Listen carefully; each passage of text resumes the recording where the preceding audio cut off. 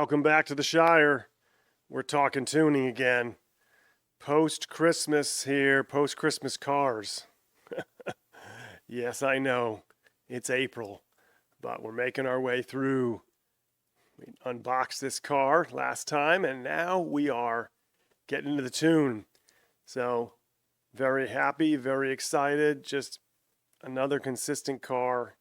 You gotta love these cars that you can put slotted parts, inexpensive things to just make minor enhancements as we'll walk through. So let's take a look at this beautiful 1980 Lancia Beta Montecarlo, the number 51, the original. The oil pump was a failure. Both the 51 and 52 did not finish the race, but they will live on in 30-second scale. And we will make our class compliant change for the Baby King, the NSR Baby King, and otherwise just a few minor enhancements that some of you may be used to and some of you might be seeing for the first time. So thanks for following along. Let's go. All right, let's get started here. The first thing I can tell you is we know why the gear lash was a problem when I did my unboxing. It's not going to get us anywhere in the slot car world nor the normal world of driving any kind of car with a gear. They manufactured that one missing a piece of plastic. It's literally missing a tooth and the completed part of the gear. So I took the liberty of at least putting a working running gear on it. And I also happened to throw some slotted silicone tires on here that happen to be here, just so that I could run it around the track for a few minutes since the car is so beautiful and I wanted to see it in motion, right? So I had made mention that we won't be taking advantage of any of these washers that are inside of the body post screws. So I took the liberty of getting rid of those immediately as well. So we've got the equivalent of slotted or sideways, unbeknownst to me maybe, as we showed before. So we've got some screws that don't have the threads on the shoulders, so we can take advantage of those. Now, it remains to be seen whether or not I feel like putting this in an inline configuration, which was the original way that the sideways that I redid right here, this beautiful number 23, as I get it out of the glare, came out. And I turned that back into a angle winder. But you can't do a side winder with a long can. I don't know why I was talking about that. My mind must have just been wandering, but you can't put a side winder when you have a long can configuration. And since we will be going to the Baby King eventually, you've either got a choice of inline or angle winder, of course. So the first thing we're going to do is, as we leave this motor alone for the time being, we're going to take a look at our front axle. So we'll disassemble and we'll put at least, as we take a look, make sure that things are satisfactory to us before we start messing around with our screws for our ride height. And, we'll make sure that there's no debris or anything in our wheel hubs for what they're going to rub against, make sure it's nice and smooth. And we're going to start out with a minimal approach. Minimalistic, 0.005 thick. Not to confuse yourself, let's move these out of the way. They are not axle spacers. In fact, I'd be hard-pressed to find out if you could even, well, here, I'll tell you. Yeah, so you can't even mistakenly fit one of those on an axle. So that's how you know. If you ever get confused and you end up with some body post washers loose, well, just try and fit them on an axle. You'll find out very quickly that they are smaller than 3/32, and they won't fit a standard 3/32 axle.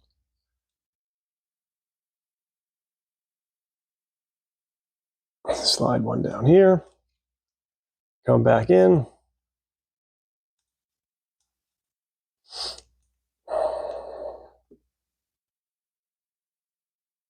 And it's as easy as that. The performance gains from creating less friction all over this car for the moving parts are, no, I don't want to say they're exponential returns. Ooh, and that was a pretty good spot to get just that hair of movement. You know, the returns are there. The returns are real. Someone made a comment in the unboxing video, and I get the idea of what they were talking about. Maybe they didn't quite understand what I mentioned by changing the running gears and the motor. That's a class compliant thing at Hobbit Racing Park in the club to put the Baby King in on this car. But otherwise, most people out there would understand that a higher performance guide than something that's snapped in and loose is an easy enhancement. Doing something like this that I just did here is an easy enhancement. It's not required, but certainly by no means is it considered taking away or hacking anything up on the performance of the cars. I want to make sure that we put good information out there to the community, whether it's myself or whether the old schoolers that have been doing this far, far longer than myself, like Harry Wise from Home Racing World, or our friends that we see on Facebook, like John Albright, or others, like I said, or even some of the newer folks that are out there, like Marty Ford at Two Lines, or myself. You know, most of us are not doing the kind of stuff that maybe even George or Shotgun Dave are doing in building cars. But when we take a car that's manufactured by somebody else, there is absolutely nothing wrong. In fact, it's imperative to make sure it's in good working order. And if you want to make simple enhancements to the car for maybe, you know, $3 to $5 worth of a guide and some axle spacers and to add the performance, we want the good information out there to explain that no one's doing anything to greatly modify these cars unless maybe you're allowed to, per your class, to change the motor, because you might have to. And if you're allowed to change gears to get a good gear ratio that allows your car to perform at whatever rate of performance increase that you're looking for. And certainly those are pretty, routine things that you can expect in club racing and even in a commercial situation to run 30-second scale. So that's pretty much it right there, like I said. So there you go. From the get-go, you've got that. Now, we're going to have to check that, like anything with a car that provides ride axle height adjustment. We've got to check what we just did. Is that viable? Is that reasonable to fit back in here? And are we going to get... looks pretty reasonable to me. And we're not rubbing the sides of the body. Right? Those wheels would stop instantly. Those tires would stop spinning if we were touching the body. So I'd say that's pretty reasonable to start with. Now, is that the ride height we're looking for? Honestly, I'm going to have to find that out after I change the guide, because I'm going to put in a guide that is not a snap-in guide, and then we very well may increase or decrease the ride height just a little bit, if you can see there at that angle as I show that. But that tire is barely above the chassis on both sides. And, we can check from a manufacturing standpoint whether somebody put those 2.9 screws into the same depth very easily with our setup block. But that's very simple right there. That's the first change. Another very, very simple change is to ensure that we also can create some additional spacing in the rear if it's viable. We don't want our tires to go outside of the body, but as you can see right here, we have plenty of room based on that body right there. So I'm going to do what I can as well in this instance to make a relatively easy change, just as I did with the front. And I'm going to disengage the stop collar and the wheels, and we're going to put 2 more 0.005 axle spacers in between.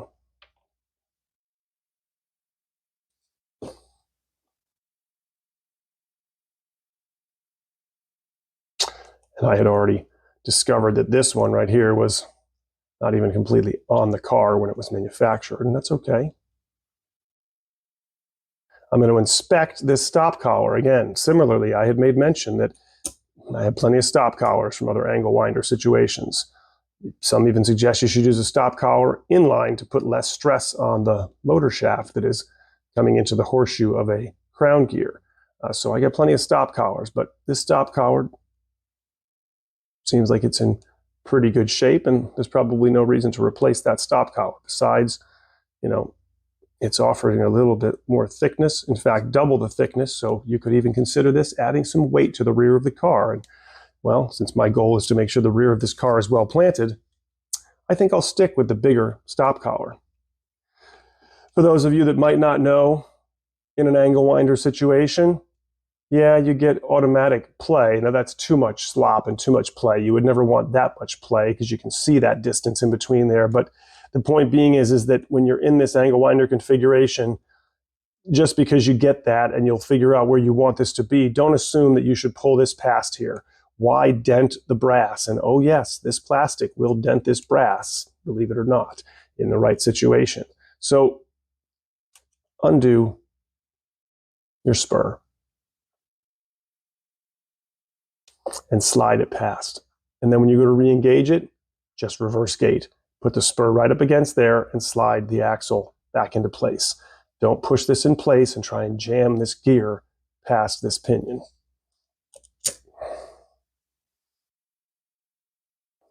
Now, in this particular instance, these two pieces are going to be locked together, so there's no reason to have anything beyond that. But the friction point is here, and the friction point is here.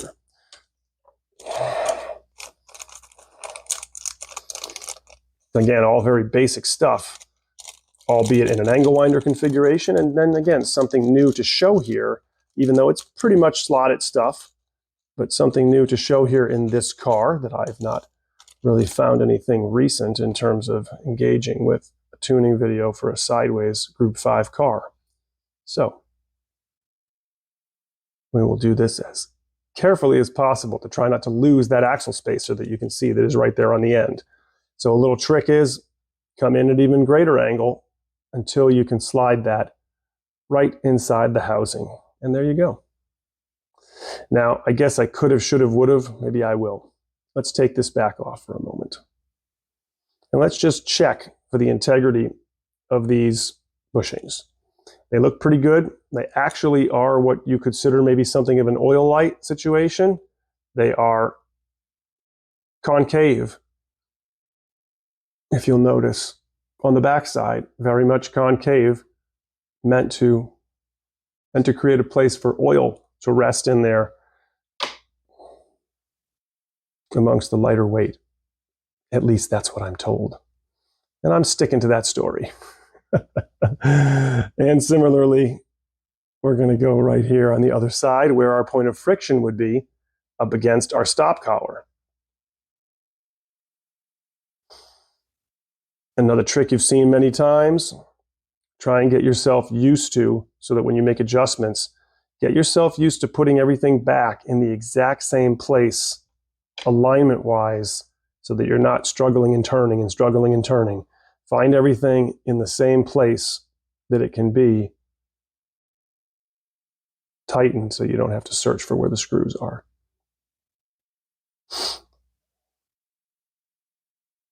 So these are literally going to be just finger tight, so I can move them if I want to.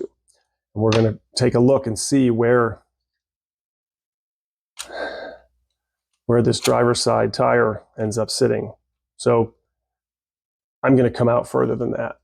If I can take advantage of the width that this axle can sit at, it's going to come out further. But the gear, the running gear, needs to be engaged where it is. So that's fine.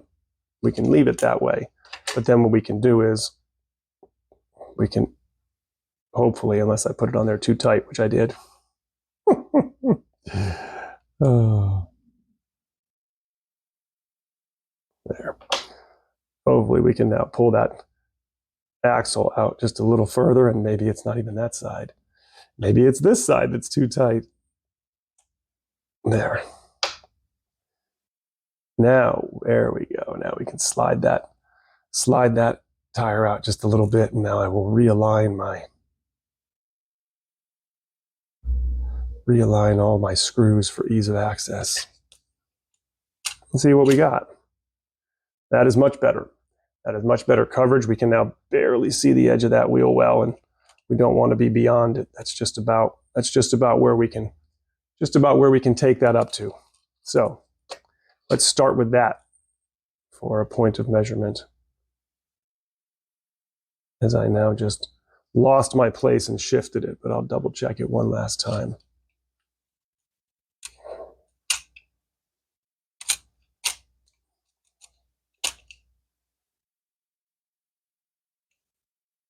Yeah, I think that's about right. I probably can do it by hand if I wanted to one more time. I think we're not quite there in line with where the car is going to sit with the body, but that should do it. As the 0.9 heads to the floor for reasons unknown.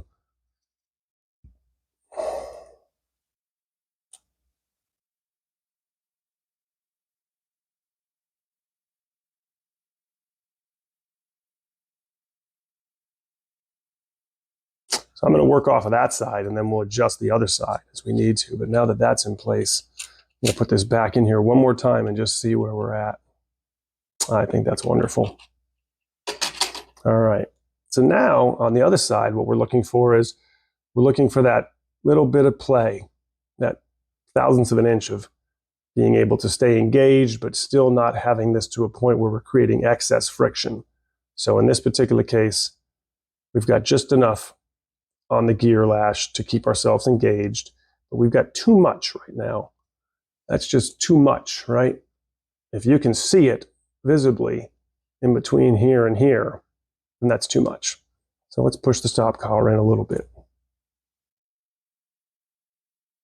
I think the stop collar is no longer even engaged. Nope, it's not. So let's start again with a little bit more tension. See what I accomplished. Oh, there you go. That's not bad. You can probably see that spur gear moving ever so slightly, but we've created a couple of thruster points in between those bushings with those axle spacers. So there you go. Two very, very simple adjustments, one to each axle, that does add performance. Friction is the enemy. Always. In any form of racing, at least when you're engaged with the throttle. I suppose you need good brakes in real racing situations as well. Well, there you have it. That is a rather simple approach to just dealing with the front axle and the rear axle at this point in time. And I'm going to do this side by guesstimation and work on the guide next. So before you go and we move on to the guide, probably would be a good idea to address one final factor. Wow, I think that is the second time that now the body has hit the floor. I'm just quoting songs, let the bodies hit the floor. At this point, we want to put a drop of lubrication in the 4 points that we just added those axle spacers to. Whoops, wrong side. And while we're at it, we can go ahead and add some oil to those places on the other side of the bushings. And so now in my original evaluation, why I think I might have called these non-racing bushings, I guess we can go ahead and perhaps call these out as racing bushings.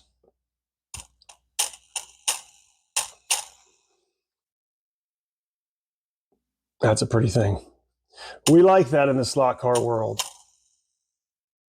Yes, we like that an awful lot. Almost a 5 to 7 second spin.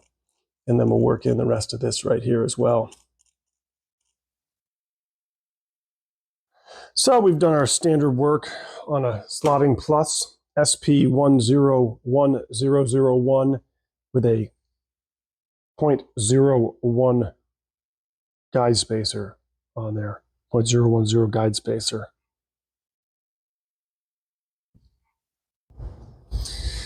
Here, as I will show you the work against the setup block. Down completely, and we've got our flush set up right there, right against it. And so we will engage now with the screw that comes with the Slotting Plus guide. Now there is sometimes something unique that happens with this screw system in this guide, and you end up fluting the space you're going into. But you want to try and go in slowly to create one seamless thread that is new inside of there, and not too quickly, and just go until you cannot go.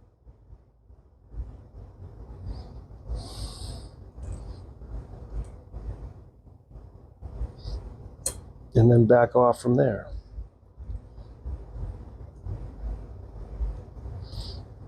And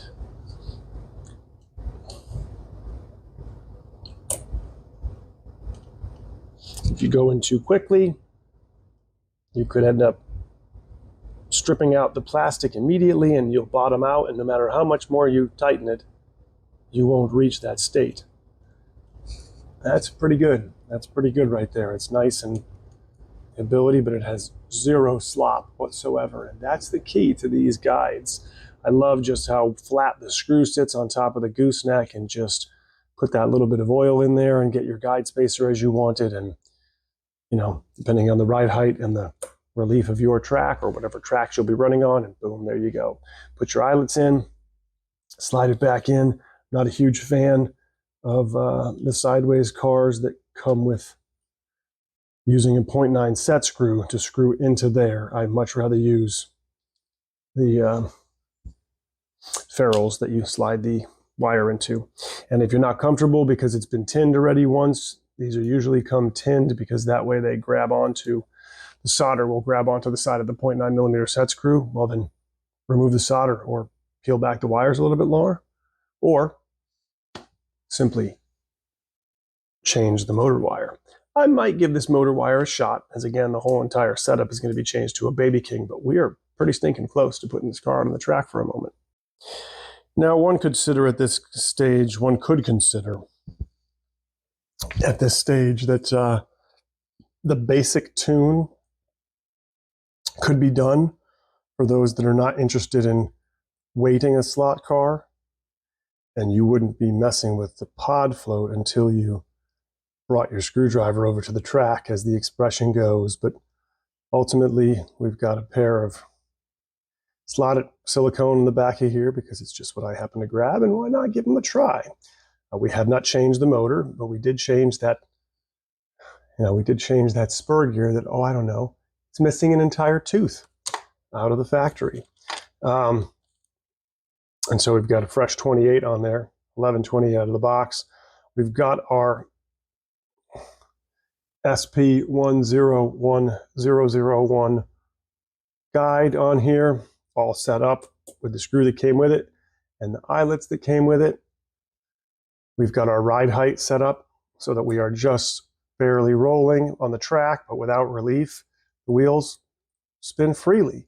So when you go to the track, trust me, as I'll show you in a little bit, those are within compliance, and they do touch the track and roll when the chassis is rolling. Okay, I'm putting that on top of a screw, and that's about it. We've got our axle spacers in the front and the rear, and we've achieved the spacing we like, and we've achieved the rotation we like, and the same thing in the back, where we've created just that little bit of play to avoid any binding.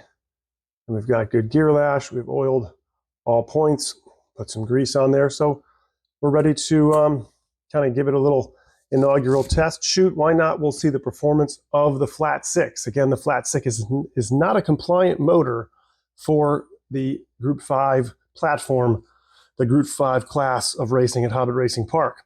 Here is the Lancia Beta Montecarlo that I have been racing with. It is in a very nice tune, very smooth. And as you can see, it's class compliant with the Baby King. So all we're going to be doing here is swapping out from the slotted Flat 6 to the NSR Baby King. And of course, the red number 23 will be a baseline to understand how well we can get this car to tune. Let's capture the first few laps here.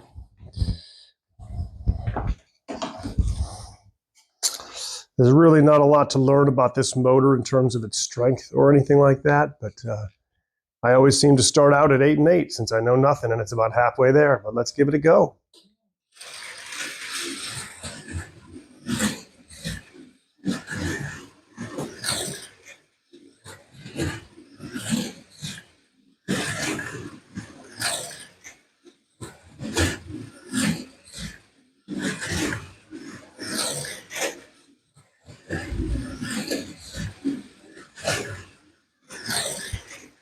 Well, that flat 6 motor's got some decent torque to it because it's definitely slowing the car down, and we're running 5.7s, and that's great. That's great as far as what this motor can do. I'm sure that you could run a class with the flat 6 on this track if we ever so desired, but when Scott Culp was making his way through designing all the classes and trying out the different motors, it was determined that these Group 5s handle so well with the Baby King, the 245 grams per centimeter of torque, and the 17,500 RPMs is more than enough. 17.5 or 17. Either way, it's more than enough overall RPMs when you combine the torque and the takeoff power that you get from that motor. But this is very nice. It's nice to see it go around the track. We have just a minimal amount of body float, just to not have the body just rammed down tight. And again, there's no pod float. And, you know, ultimately, I just wanted to see this car go around the track a few times with the axle spacing in it, make sure nothing gets bound up. I don't feel like I'm getting any of that sort of sensation. And we'll go ahead and we'll get our class compliant motor for Group 5 to be the Baby King. We'll get it in there, and then we'll start working on some weight, some pod float, probably some pod float first, then some weight, and we're probably going to change those tires. You know, I've tried the slotted silicones before. I just threw them on there to see what they did. It's not the same thing. Appreciate the effort from Slotted, but they're not quick slicks, so CB34s will be going on here. So what I can show you, even though it might be hard to see and hard to hear because I cannot have background light, otherwise the laser is interrupted on the tack. If we tack this at exactly 12 volts,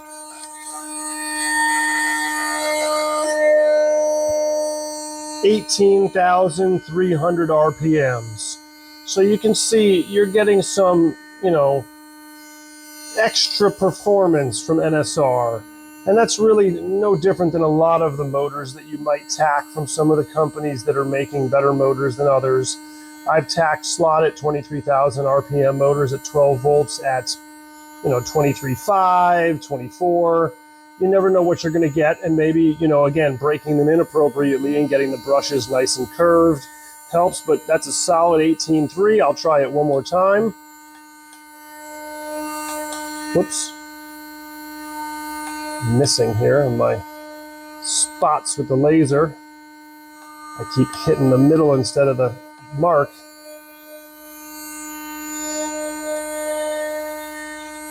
$18,291. So there you go. So you got about 18,300, 1802.91. I'll take that. I'll take that any day of the week. So yeah, that's a very nice break-in right there. That took about roughly 25 minutes. Now we'll go ahead, get opinion on that, and we will engage it, and then we will slowly break it in under load after that. Just wanted to share a little quick close-up too, as I was preparing to move on from this stage. If you have this little Ninko presser puller, and you're thinking to yourself, boy, I'm going to damage the end of a long can motor that doesn't have a shaft to press at the other side. Little cheater, pumpkin eater here. It might be a little bit of a pain in the butt, but stick the magnet on the rear of the long can and then get your pinion in position and then press that presser side right into it, and you won't damage the long can. All right, so now we're going to return to the box that everything came in, and we're going to check out the alternate parts that they gave us. Okay, so we're going to just, take our 0.9 and slip this open and see if we can't find different motor mount options. Because one thing I'm going to present to you is that even though the flat 6 is flat and the Baby King is a long can motor, the Baby King motor is, well, longer, I'll be all right, is taller than the flat 6. So, hey, look, as I suspected, because the industry knows there's taller long can motors, look at that. What do you know? A taller piece for that and a taller piece for that side. Conversion included, +1 for racer sideways. So let's get our motor back out of here that I certainly wasn't going to bore you with my soldering skills. And let's see what this looks like.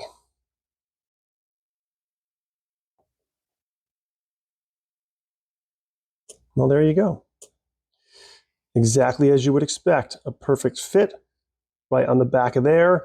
And this piece right here actually is indented and it slides right into that piece right there. So we've got one side in place, and then I suspect the same thing will happen with this, so I don't know, we'll call it double tall piece here that's going to go in the motor mount holes. At first I was a little bit wondrous about this, but it does actually go in the motor mount holes for horizontal screws, therefore holding the whole thing, whoops, in place. So this is actually a lot easier. A lot easier if my big fat fingers could get out of the way. All right, so let's fit it together and see. Oops, hello, magnet. Let's slide this in place and see if we can't do it. And sure enough, there you have it. And then we'll put back together the two screws that go in here. Ironically, those two screws, and you can already see that I've got the pinion on there in the right place, just enough, but not too much. I don't want to get past that pivot point right there so I can keep the mesh right at the edge. So that looks wonderful to me. It does exactly what is necessary. So use the aftermarket parts that come with it, and you absolutely can change if you decide class compliance calls for a different motor than the flat 6. So here are those two screws that came with it, and of all things, they're the same screws that are shoulderless right up around the edge that would be used for body float, but they certainly serve the purpose, and I'm going to say that they were probably intentionally chosen based on the thread size and the application, even though one might think there could have been other ones to apply in this situation. I had to kick the camera to get it back into focus, sorry. Don't quite know what that was all about. All right, let's see how this is. Again, it's plastic. Don't over tighten things. Get it hand tight and then maybe a 1/16 of a turn more. All right, well, to me, boy, that motor's not going anywhere. I have exactly that thousandths of play that I'm looking for, and wonderful gear mesh aligned perfectly. We haven't had to do anything to meet the combination of these 6.5 plus, I think this is a 16 millimeter spur gear. So whatever magic number you need to land on, angle winder for sideways cars. That's an S right there, if I'm not mistaken, of all things. It's perfect. It's a perfect fit. Now I'm really excited because now all that's left to do is figure out my pod float and figure out the weight. Good on Sideways for giving you all these choices and all these options. You even got you've got several things in here. You've got a couple of even shorter caps that could hold on. And, you know, the more I think about it, I wonder if I didn't even put that together correctly. I think this piece right here and maybe even this piece right here are one contiguous piece. So I'm gonna have to take this apart. Boy, I'm just fumbling around with it now. This is actually meant to cap the same way that this cap goes on here. I'm just used to dealing with cars that are already with slotted pods. And in order to recreate this and back build it, this piece and this piece are the same part that would reach at the top. So I'm gonna take this apart and then we're gonna put it on the track without weight and without any motor pod float. And then we'll start to dial back the motor pod float. So as expected, a much more complete picture. And now you can see that I've combined the two pieces that snap together. Those pins go through perfectly. And now they successfully block in the motor as you would hope. So look at that. Again, intentional from Sideways just to show you the complete picture. So now let's go take it to the track. Well, now I really am truly getting ahead of myself. We're going to break in that motor under load now before we take it to the track. I'll be all right. Back over to another wonderful device here, the rolling road. So we'll go ahead and we will break in our motor under load on the rolling road, 4.5 volts, and we will roll away.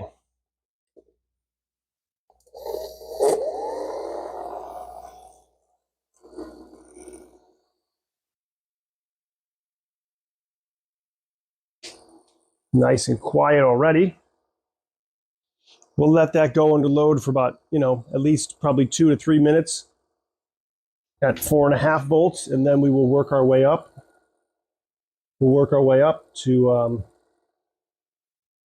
just get that against the guide for now. The front of the chassis is clearly going underneath that right there. The rolling road is a great tool for breaking in the cars. Even if you're not breaking in the motor without load and you just feel like doing it under load, the rolling road is a great tool for that. It's also a great tool to feel the balance of the car. You will notice vibrational aspects when you're running your car at whatever your track rating is. If you're at 10, if you're at 12, if you're at 14, whatever, and you put your finger on top of that car, you'll be able to feel just how smooth the car is actually running, and you'll be able to get some good understanding of really what's going on. So find it at your local or your online retailer.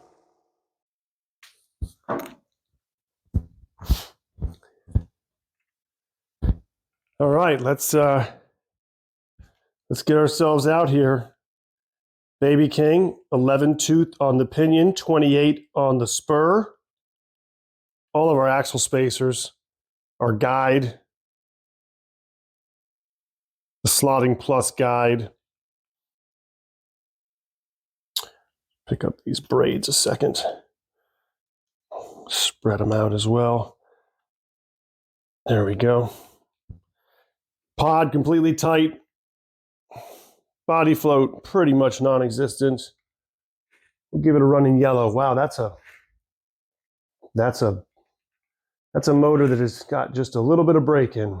Not much, just a little bit of break-in. And that will be compared to a motor that has thousands, and I mean thousands of successful laps on. You ready? Big difference, right? Just a little shove versus that same little shove. Not going anywhere. We're not going anywhere, Gilbert. All right. I don't know. Maybe I should actually start the lap counter. Oh, yellow flag. Possibly go so far as to turn the television on. All right. Let's see what we see in this pretty Lancia.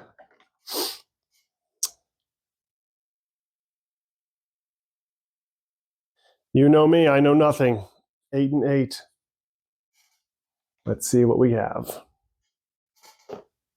No.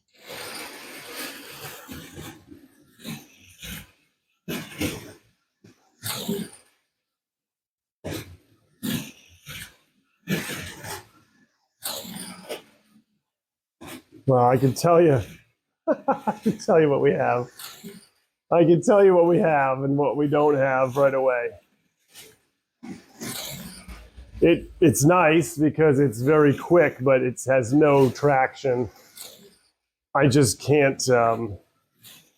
I can't in good conscience.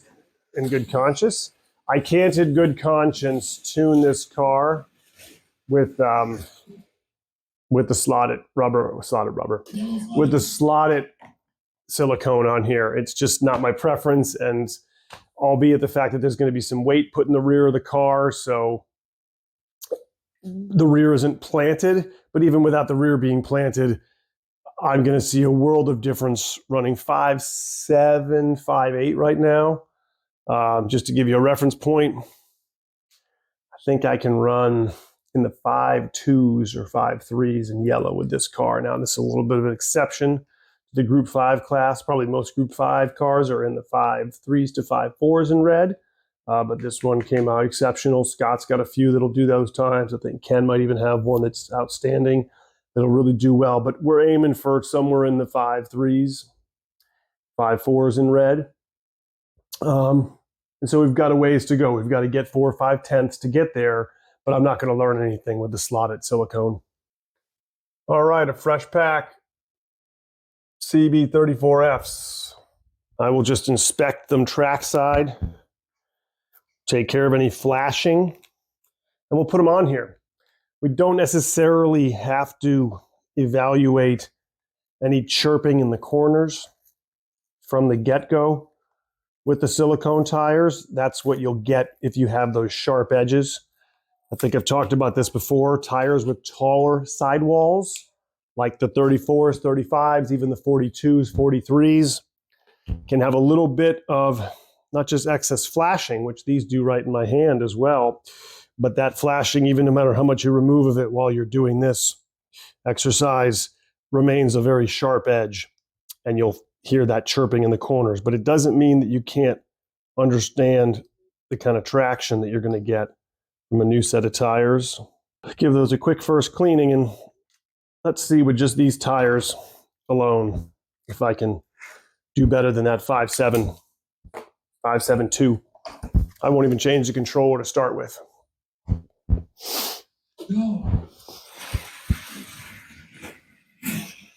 No, I can already tell you I will.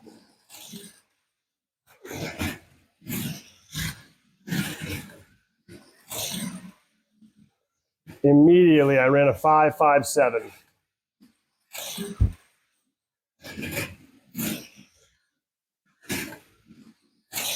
So running 5.5s, 5.6s right out of the gate. So it's a good sign. So we're going to start to loosen things up.